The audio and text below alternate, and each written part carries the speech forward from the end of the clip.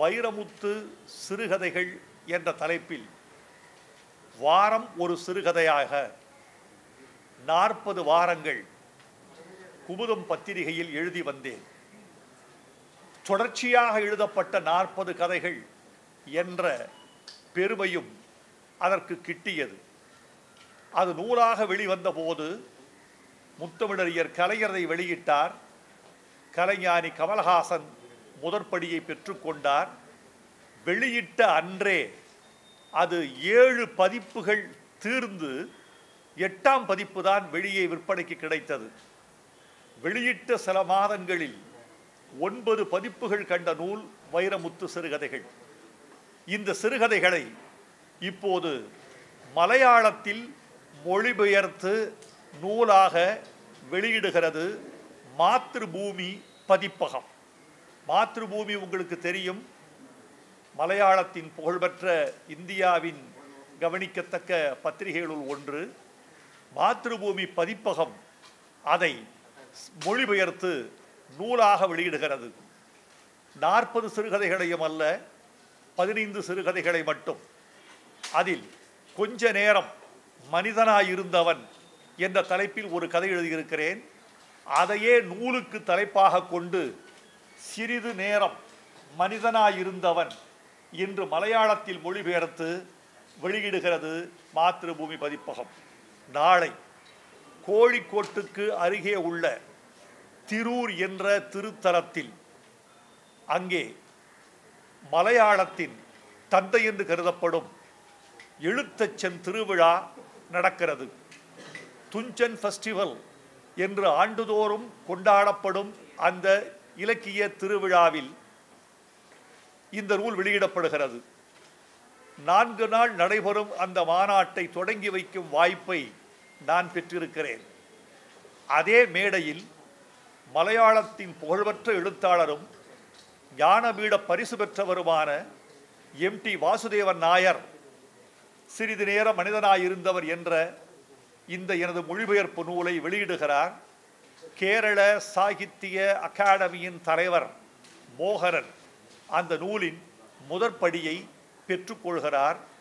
Multi culturalism in Indian writing என்ற தலைப்பில் நான் உரையாற்றுகிறேன். மலையாள மக்களை என்னுடைய உரைநடை சென்று தொடுகிற ஒரு நல்ல வாய்ப்பை இப்போது நான் அடைந்திருக்கிறேன்.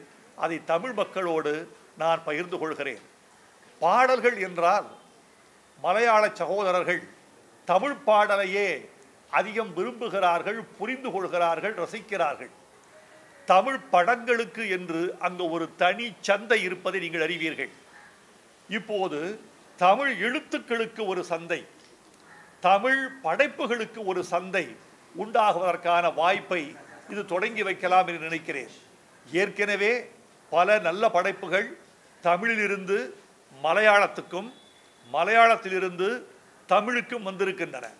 இப்போது என் கவிதைகள், சின்ன சின்ன கவிதைகள், துண்டு துண்டு கவிதைகள் மொழிபெயர்க்கப்பட்டுள்ளன. ஆனால் சிறுகதைகளாக இப்போதுதான் மொழிபெயர்க்கப்பட்டு நூலாக வெளிவருகிறது. இந்த நல்ல வாய்ப்பை உங்களோடு பகிர்ந்து கொள்ளத்தான் தமிழ் தன்னுடைய பரப்பை தாண்டி அடுத்த மொழியை நோக்கி நகர்கிறது. என் கால படைப்பு, என் படைப்பு என்பதைத்தான் பெருமையோடும் மகிழ்ச்சியோடும் சொல்லிக்கொள்ள உங்களை நான் அழைத்தேன். உங்கள் வருகைக்கு என் நன்றி. இனி நீங்கள் கேள்வி கேட்பதாக இருந்தால் கேட்கலாம்.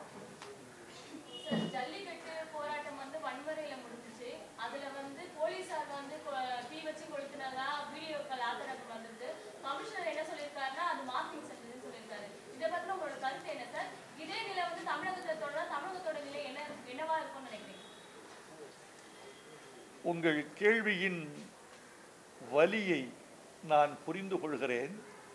ஆனால் அதற்கான பதிலை சொல்லும் சந்திப்பு இதுவாக இருக்குமா என்று ஐயப்படுகிறேன். அதனால் என்னை நீங்கள் பொறுத்துருள வேண்டும்.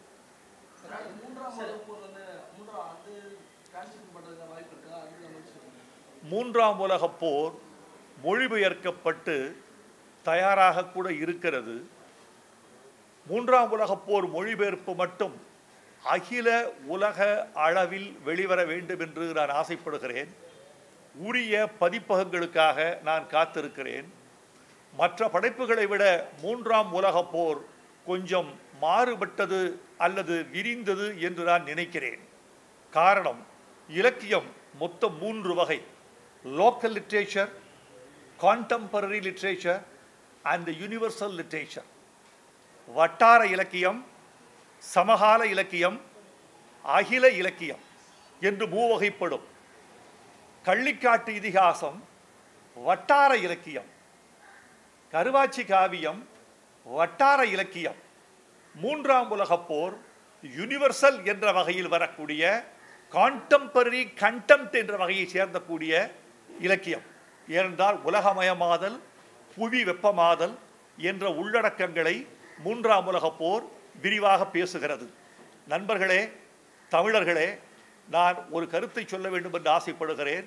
இந்த கருத்து பெருமையான கருத்தல்ல, வறுமையான கருத்து என்று நினைக்கிறேன்.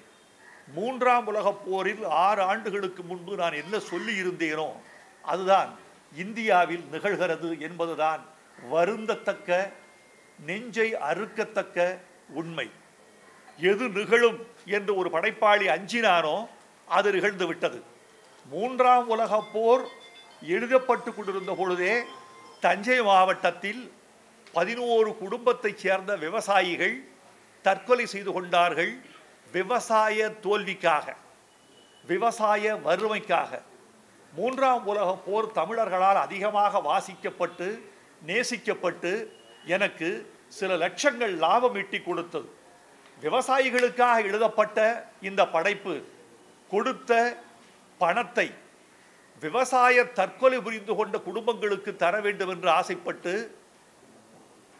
11 குடும்பங்களை சென்னைக்கு அழைத்து ஒரு குடும்பத்துக்கு 1 லட்சம் வீதம் 11 லட்சம் 3ஆம் உலகப் போர் எனக்கு வழங்கிய பணத்தை நான் விவசாய குடும்பங்களுக்கு வழங்கினேன். இது ஒரு பெருமை அல்ல, இது ஒரு பெரிய கிரீடம் அல்ல.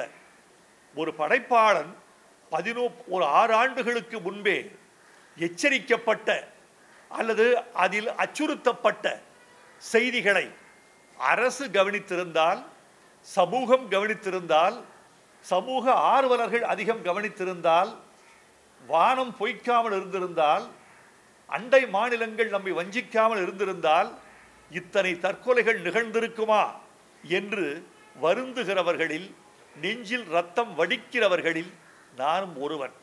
எனவே 3ஆம் உலகப் போரை தயவு செய்து சமூக ஆர்வலர்கள் வாசிக்க வேண்டும், பொறுப்பில் உள்ளவர்கள் வாசிக்க வேண்டும். அதில் எல்லாவற்றையும் சொல்லிவிட்டதாக நான் பெருமைப்பட்டுக் கொள்ளவில்லை. அடிப்படைகளை சொல்லியிருக்கிறேன். இந்த எல் நினோ பற்றி அதிலே சொல்லியிருக்கிறேன். இந்த எல் நினோ பசிபிக் கடலில் நிகழக்கூடிய எல் நினோ விளைவு தென் ஆசியாவை எப்படி பாதிக்கும் என்று சொல்லியிருக்கிறேன். அப்படி பாதிப்பது உண்மையானால் அதற்கு எதிர் நடவடிக்கை என்ன, தீர்வு என்பது என்ன, அதற்கான மாற்று ஏற்பாடு என்பது என்ன என்பதை இந்த சமூகம் சிந்திக்க வேண்டும் என்றுதான் 3ஆம் உலகப் போரை எழுதியிருக்கிறேன். நான் மிகவும் நேசித்த எழுத்தாளர் ஜெயகாந்தன் அந்த நூலை வெளியிட்டு பேசிய போது, வைரமுத்து சமூக அக்கறை கொண்டு இந்த 3ஆம் உலகப் போரை எழுதியிருக்கிறார் என்று மிகச் சுருங்கிய வார்த்தைகளில் அந்த நூலின் மையத்தை தொட்டு காட்டிவிட்டு வந்து அமர்ந்தார். அந்த சமூக அக்கறை எனக்கு மட்டுமல்ல, படைப்பாளிக்கு மட்டுமல்ல, சமூகத்துக்கும் இருக்க வேண்டும் என்ற ஆதங்கம் என்னை போன்றவர்களுக்கு இருக்கிறது. இலக்கியம் என்பது பொழுதுபோக்கு அல்ல, இலக்கியம் என்பது வெறும் அலங்காரம் அல்ல, இலக்கியம் என்பது வார்த்தைகளின் புடைப்பு அல்ல, இலக்கியம் என்பது கற்பனைகளின் கஜானாவல்ல, இலக்கியம் என்பது அலங்காரங்களின் தோரணம் அல்ல, இலக்கியம் என்பது வலி, இலக்கியம் என்பது வாழ்க்கை. வாழ்க்கை இரும்படித்து கொண்டிருக்கும் போது இலக்கியம் பூப்பறித்து கொண்டிருக்க முடியாது என்று சொல்லப்படும். அப்படித்தான் 3ஆம் உலகப் போர் அப்படி எழுதப்பட்டிருக்கிறது. எங்கள் எல்லா இலக்கியங்களும் சமூக வலியோடு எழுதப்பட்டது என்று சொல்ல முடியாது. சில படைப்புகள் சமூக வலியோடு எழுதப்படுகின்றன, சில படைப்புகள் சமூக அழகியலோடு எழுதப்படுகின்றன. வாழ்வில் தொலைந்து போகாத விழுமியங்களை கட்டி காக்க வேண்டும் என்ற உணர்வோடு எழுதப்படுகின்றன. 3ஆம் உலகப் போர் மொழிபெயர்க்கப்பட்டிருக்கிறது. நல்ல பதிப்பகங்களுக்காக காத்திருக்கிறேன். இந்த நேரத்தில் ஓர் ஆதங்கம், நாம் தமிழராக பிறந்தது எவ்வளவு பெரிய பெருமையோ, தமிழராக இருப்பது, எழுத்தாளனாக இருப்பது அவ்வளவு பெரிய சிறுமையும் கூட. ஆங்கில மொழியில் எழுதுகிற ஒரு எழுத்தாளருடைய ஒரு எழுத்து ஒரே நேரத்தில் எத்தனை கோடி மக்களை சேர்ந்தடைகிறது என்பது உங்களுக்கு தெரியும். மாண்ட்ரின் மொழியில் எழுதுகிற எழுத்தாளன் எழுதுகிற பொழுது ஒரே நேரத்தில் அது எத்தனை வாசகரை சென்றடைகிறது என்பது தெரியும். ஸ்பானிஷ் மொழியில் எழுதுகிற ஒரு எழுத்தாளன் எழுதுகிற பொழுது அது எத்தனை கோடி மக்களை சென்று சேர்கிறது என்பது உங்களுக்கு தெரியும்.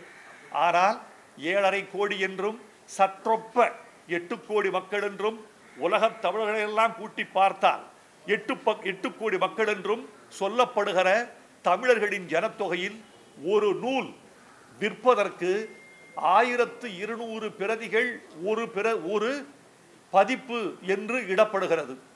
நான் கொஞ்சம் தப்பித்துக் கொண்டிருக்கிறேன். 33 பதிப்புகள் வெளிவந்திருக்கிறது. கள்ளிக்காட்டு இதிகாசம், வைகறை மேகங்கள் அப்படி வந்திருக்கிறது. 3ஆம் உலகப் போர் 14ஆம் பதிப்பை தொட்டிருக்கிறது. 10ஆம் பதிப்பை தொட்டிருக்கிறது. 10ஆம் பதிப்பை நெட்டி தொட்டிருக்கிறது. சிறுகதைகள், வைரமுத்து சிறுகதைகள்.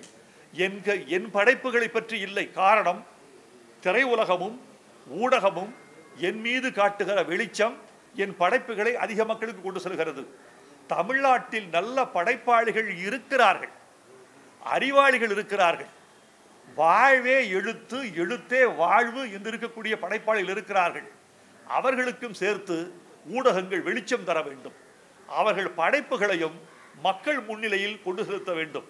நாளை கேரளா செல்கிறேனே, கேரளாவில் ஒரு படைப்பாளி எழுத்தை மட்டும் நம்பி உலை வைத்துவிட்டு வாழ்ந்து விட முடியும்.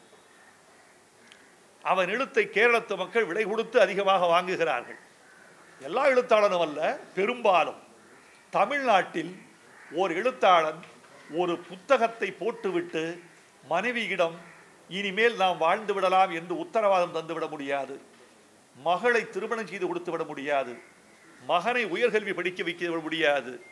நோயாளியாயிருக்கும் தந்தையை, தாயை ஒரு எழுத்தாளன் எழுத்தை மட்டும் நம்பி காப்பாற்றிவிட முடியாது. இந்த அவல நிலை மாறுகிற போதுதான் எழுத்தை தமிழர்கள் மதிக்கிறார்கள், தமிழ் எழுத்தை மதிக்கிறது என்று பொருள்படும். இவ்வளவு பெரிய சந்தை இருக்கிறது. இந்த சந்தையில் எழுத்தாளன் நிலைமை கவலைக்கிடமாகவே இருக்கிறது என்ற சோகமான கருத்தையும் நான் முன்வைக்க வேண்டியவராக இருக்கிறேன். இல்ல, இப்போ ஒரு அறிமுக படத்துல, ஒரு அறிமுகமாகிற ஒரு படத்துல கிடைக்கக்கூடிய கதாநாயகனுக்கு கிடைக்கக்கூடிய வெளிச்சம் 10 முறை 15 முறை எழுதுனதுக்கு பிறகு எழுத்தாளனுக்கு கிடைக்க மாட்டேங்குது. அது எங்கே தவறு இருக்குன்னு நினைக்கிறீங்க? வாசிக்கிற பழக்கத்தை வளர்க்காதது நம் தவறு. பள்ளி பருவத்திலிருந்தே படைப்புகளை, நூல்களை வாசிக்க சொல்லிக் கொடுக்காத கல்வி முறையின் மீது தவறு. தன்னை விளம்பரப்படுத்திக் கொள்ள தெரியாத எழுத்தாளனின் தவறு. அவனுக்கு விளம்பரப்படுத்திக் கொள்ள வாய்ப்பை தராத சமூகத்தின் தவறு. இன்னும் சொல்ல போனால் சில நேரங்களில் எழுத்தின் தவறு. இத்தனை தவறுகளையும் தாண்டி நல்ல படைப்பாளன், நல்ல எழுத்து, நல்ல தமிழர்களால் லட்சக்கணக்கில் வாங்கப்பட வேண்டும் என்ற நிலை வருகிற போது தமிழ் எழுத்து மேம்படும்.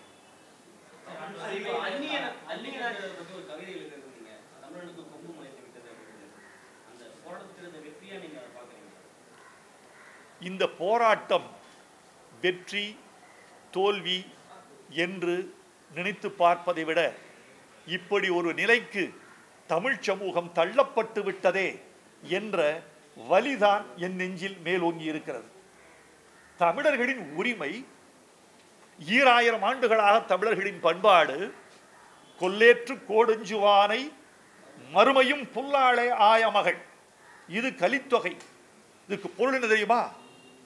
பாய்ந்து வருகிறதே எருது, பாய்ந்து வருகிறதே காளை, அதன் கூரிய கொம்பு இருக்கிறது அல்லவா, அந்த கொம்புக்காக அஞ்சி ஒதுங்குகிறவனை இந்த பிறவியில் மட்டுமல்ல அடுத்த பிறவியிலும் எங்கள் தமிழச்சி மனம் புரிய மாட்டாள். இது வேற ஒன்றும் இல்லைங்க. தாலி செஞ்சாங்கள, தாலி பழங்காலத்தில், அந்த காலத்தில் தாலி புலி நகத்தால் செய்யப்பட்டது. புலியை கொன்று எவன் ஒருவன் நகம் கொண்டு வருகிறானோ அவனுடைய வெற்றியை கொண்டாடி அந்த நகத்தை தன் தாலியாக முடிந்து அணிந்து கொண்டாள் தமிழச்சி என்பது பழைய மரபு. என்ன பொருள்?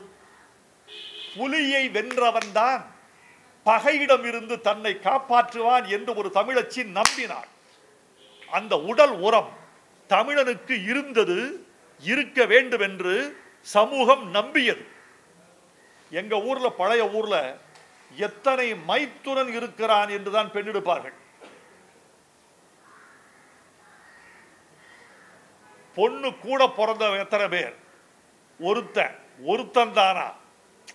இது என்னப்பா 7-8 பேர் இருக்கானா? சமூகம் உடல் வலிமையில் வாழ்ந்த காலம். உடல் வலிமையில் சமூகம் வாழ்ந்த காலத்தில் இருந்த விழுமியம் வேறு. அப்போது புலியை கொன்று அந்த நகமெடுத்து வந்தவன் தாலி எடுத்து கொடுப்பான், அதை அணிவாள். அது புலி மாறிச்சு. புலி மாறியவுடன் புலிகளின் எண்ணிக்கை குறைந்தது, அல்லது அது சாத்திய குறைவாக கூட இருந்தது. அது வேண்டாம், காளையை அடக்கு, உனக்கு பொன் கொடுக்கிறோம். இப்படி சமூகத்தின் விழுமியம் மாறுகிறது. இப்படித்தானே? இப்போ ஒரு 50,000 ரூபாய் சம்பாதிப்பாரா, சொந்தமா கார் வச்சிருக்காரா, அமெரிக்காவில் எந்த ஸ்டேட்ல இருக்காரு, பெண்ணை பொருளாதார ரீதியில் காப்பாற்றுவாரா? புற பாதுகாப்பு வந்துட்டது, பெண்ணுக்கே வலிமை வந்து விட்டது. ஒரு பெண் தன்னை தானே காத்துக் கொள்ளக்கூடிய வலிமையை ஒரு பெண் மன உறுதியால், கல்வியால், பொருளாதார விடுதலையால் அடைந்திருக்கிறாள். தனக்கு சமமாக இப்போது அவள் மாப்பிள்ளை பார்க்கிறாள். விழுமிய மாறிவிட்டது. ஆனால் இந்த எருது என்பது தமிழர்களின் ஆதி கலாச்சாரம். விவசாயத்தினுடைய குறியீடே மாடுதான். மாடு என்ற சொல்லுக்கு ஒரு பொருள் இருக்கிறது. மாடு என்ற சொல் மாட்டை மட்டும் குறிக்கவில்லை, செல்வத்தை சொன்னது.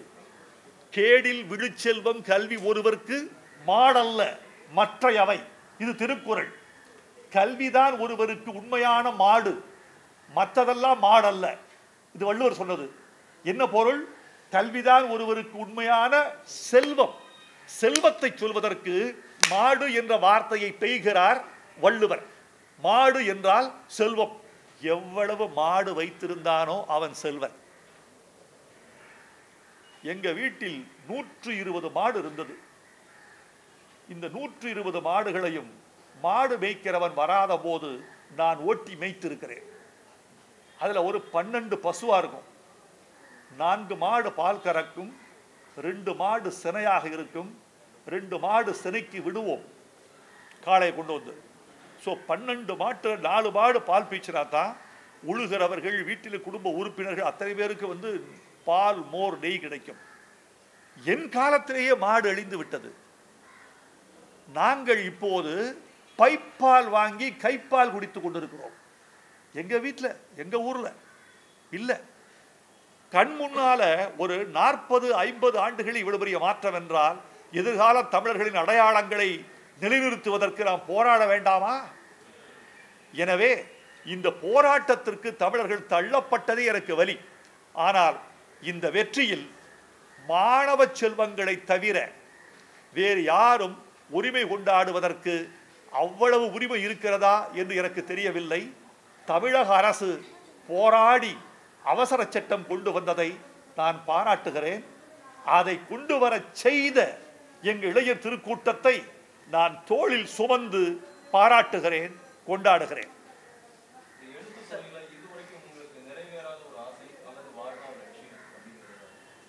வாழ்நாளே ஒரு லட்சியம்தான், வாழ்ந்து கொண்டிருப்பதே லட்சியம்தான். எத்தனை காலம் இருக்க போகிறோம்? வந்த பாதை சரிதானா? இதுவரைக்கும் நடந்தது சரிதானா? நாம் சரியான களத்தில் தான் இருக்கிறோமா? நம் உழைப்புக்கு ஏற்ற உயரம் கிட்டியிருக்கிறதா, அல்லது இந்த உயரமே நம் உழைப்புக்கு அதிகமானதா? இதையெல்லாம் யோசித்துக் கொண்டிருப்பதுதான் வாழ்க்கையாக இருக்கிறது. ஆனால் உங்கள் கேள்வி உள்ளத்தின் ஆழத்திலிருந்து வந்தது என்பதனால் ஒன்று சொல்கிறேன். தமிழ் இலக்கியத்தை உலக மொழிகள் எல்லாம் இன்னும் உணர்ந்து கொள்ளவில்லை. வள்ளுவன் தன்னை உலகினுக்கே தந்து வான்புகழ் கொண்ட தமிழ்நாடு என்று சொன்னோமே, வள்ளுவனை உலகுக்கு தந்தோம். எவன் பெற்றுக்கொண்டான்? வள்ளுவனை எவன் பெற்றுக்கொண்டான்? பக்கத்து கர்நாடக மாநிலத்தில் சாக்கு சுற்றி வைத்திருந்த திருவள்ளுவரை நான் போய் பார்த்து விட்டு வந்தேன். அங்கே இங்கே ஒரு சிலை வைத்து அங்கே நம் சிலையை திறந்தோம். மற்ற மாநிலங்கள் வள்ளுவரை கொண்டாடி இருக்கின்றனவா? கங்கை கரையில் கொண்டு போய் வைத்தோம். அதன் நிலை என்னவாக இருந்தது? நல்ல வேளை அந்த உத்தரகாண்ட் முதலமைச்சருக்கு நான் நன்றி தெரிவித்துக் கொள்கிறேன். அதை உரிய முறையில் நிறுவியதற்காக. வள்ளுவர் என்பது சிலை அல்ல, வள்ளுவர் என்பது வழிபாடல்ல, வள்ளுவர் என்பது கருத்து, வள்ளுவர் என்பது வாழ்வு, வள்ளுவர் என்பது ஒரு தத்துவம், வாழ்வியல் தத்துவம். அந்த தத்துவத்தை புரிந்து கொண்டால் உலக மக்களுக்கிடையே ஒரு ஒருமைப்பாடு ஏற்படும். தமிழர்கள் மீது ஒரு மதிப்பு ஏற்படும். தமிழர்கள் எங்கும் மதிப்போடு நடத்தப்படுவார்கள். தமிழர்கள் தமிழ்நாட்டுக்கு வெளியே எவ்வண்ணம் கருதப்படுகிறார்கள் என்பதுதான் தமிழர்கள். தமிழ்நாட்டு எல்லைக்குள்ளே சொல்லப்படுவதெல்லாம் உயர்வு நவிர்ச்சி, தமிழ்நாட்டு எல்லைக்குள்ளே நாம் சொல்வதெல்லாம் புகழ். மறைவாக நமக்குள்ளே பழங்கதைகள் சொல்வதில் ஓர் மகிமை இல்லை. தரமான புலமையெனில் வெளிநாட்டார் அதை வணக்கம் செய்தல் வேண்டும். இதான் மகாகவி பாரதியார். தரமான புலமையெனில் பிற நாட்டார் வெளிநாட்டார் அதன் புகழ்பாட வென்றால் அப்போதுதான் தமிழுக்கு பெருமை கிடைத்தது என்று அர்த்தம். தமிழர்கள் தமிழ்நாட்டுக்கு வெளியே எவ்வண்ணம் மதிக்கப்படுகிறார்கள்? ஆந்திராவில், கர்நாடகத்தில், ஏன் டெல்லியில், வெளி அண்டை நாடுகளில், இலங்கையில், ஏன் கடலுக்குள் தமிழர்கள் எப்படி மதிக்கப்படுகிறார்கள் என்பதை பொறுத்து சொல்லுங்கள். தமிழர்களின் உண்மையான மதிப்பு தெரிய வரும். எனவே தமிழ்நாட்டுக்கு வெளியே தமிழும் தமிழர்களும் எப்படி மதிக்கப்படுகிறார்களோ அதுதான் உண்மையான தமிழுக்கும் உண்மையான தமிழனுக்குமான மதிப்பாக நான் இருக்க முடியும். அதை மேம்படுத்துவதற்கு நம்மவர்கள் முழு திறனோடு முயற்சி செய்ய வேண்டும் என்று கேட்டுக்கொள்கிறேன். குளிர்பானங்களே மார்ச் மாதத்துக்கு பிறகு விற்பனை செய்ய மாட்டேன்னு வணிகர் சங்கங்கள் அறிவிச்சிருக்காங்க. இந்த அறிவிப்பை எப்படி பார்க்குறீங்க? வணிகர் சங்கங்களை நான் வாழ்த்துகிறேன், வரவேற்கிறேன். இந்திய பானங்கள் என்று நீங்கள் சொன்னால் அது உடலுக்கு ஊட்டம் தருவது என்பதை புரிந்து கொள்ள வேண்டும். எங்கள் கிராமத்தில் பானக்கம் கொடுப்போம். அது பேர் பானகம்னு பேர்.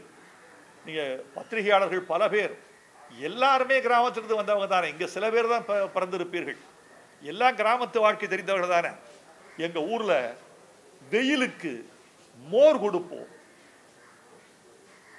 வசதியான வீடுகளில் இளநீர் கொடுப்போம். வெயிலுக்கு மோர் கொடுப்போம். அதை அடுத்து பானகம் கொடுப்போம். புளி, வெல்லம், ஏலக்காய், இன்னும் சொல்ல போனால் கொஞ்சம் கருப்பட்டி அல்லது பனங்கல் கண்டு, சுக்கு, ஏலக்காய், சுக்கு, கருப்பட்டி, புளி எல்லாவற்றையும் கரைத்து ஊற வைத்து நீங்க சாப்பிட்டீங்கன்னா இந்த உடம்பில் இருக்கக்கூடிய உங்க செரிமான உறுப்புகள் சக்தி பெறும், வலிமை பெறும். நம்ம நாட்டு மருந்தை பயன்படுத்துங்க. இப்போ சிறு தானியங்களை எத்தனை ஆண்டுகள் புறக்கணித்திருந்தீர்கள். இப்போதுதானே கொஞ்சம் விழிப்புணர்வு வந்திருக்கிறது. சிறுதானியங்களில் நார்ச்சத்து அதிகம் என்று பேசப்படுகிறது. இன்னொன்று சொல்றேன் தமிழ் மக்களுக்கு, நீங்கள் எல்லாம் அறிவாளிகள், உங்களை பார்த்துத்தான் நாங்கள் கற்றுக்கொண்டோம். எந்தெந்த பருவத்தில் எந்தெந்த உணவுகள் கிடைக்கின்றனவோ அந்தந்த உணவுகளை தவற விடாதீர்கள் தமிழர்களே. நாவல் பழ சீசனா, நாவல் பழத்தை விடாதீங்க. மாம்பழம் எல்லா நாளும் காய்க்காது.